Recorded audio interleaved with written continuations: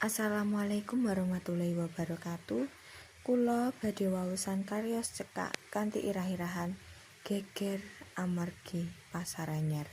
Anggitaning Ninka Nadia absen 17. Geger amargi pasar anyar. Ing sawijining dina ing Desa Sukamulya ana kabar gedhe.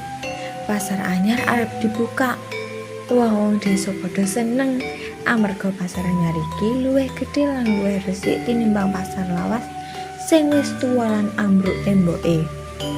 Warga padha rembugan, wah yen ana pasar anyar mesti luwih gampang adolan tuku. Omah-omah cedhek pasar mesti dadi rame. Nanging ora kabeh wong bungah. Mbah Wirya sawijining bakul sayur tuwa sing wis pirang-pirang taun adol ing pasar lawas krasa wedi.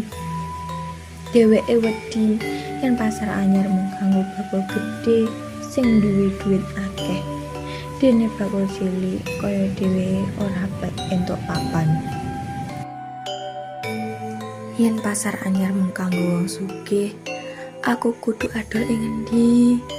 Anak putuku mangan opo? Pangandikane Mbah Wirya karo susah. Putune Rini coba nguatake. Mbah, aja kuwatir. Aku bakal bantu Mbah adol. Yen pasar anyar bener-bener kanggo kabeh wong, mesti ana papan kanggo Mbah. Nalika dina pasar anyar dibuka, wong-wong padha nglumpuk. Saben bakul rebutan pengen entuk lapak sing strategis. Wong sing sugih nggawa gerobak gedhe, papan reklam, lan malah ana sing nyewa tukang sorak kanggo narik panuku.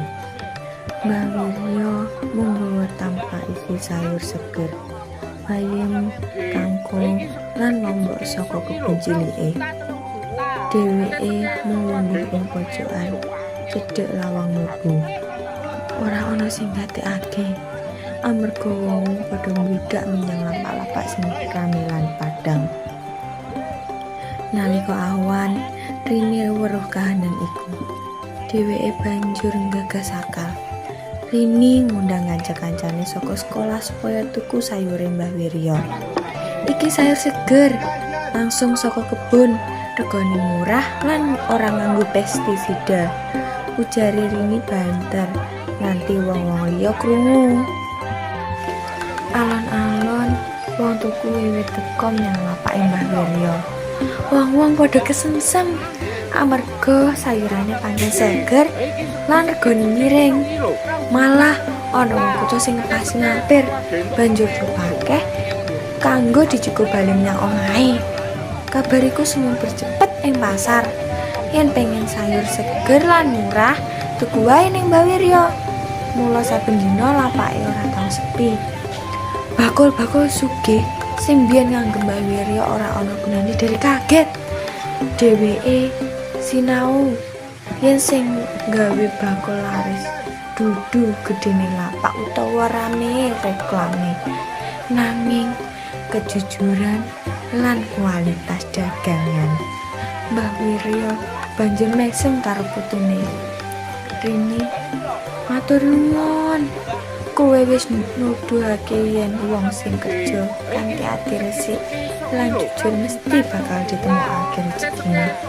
Pasar anyar iki dudu alangan, nanging dalan kanggo luwih apik. Saka dina kuwi, Mbah Wirya dadi conto tumrap bakul liya.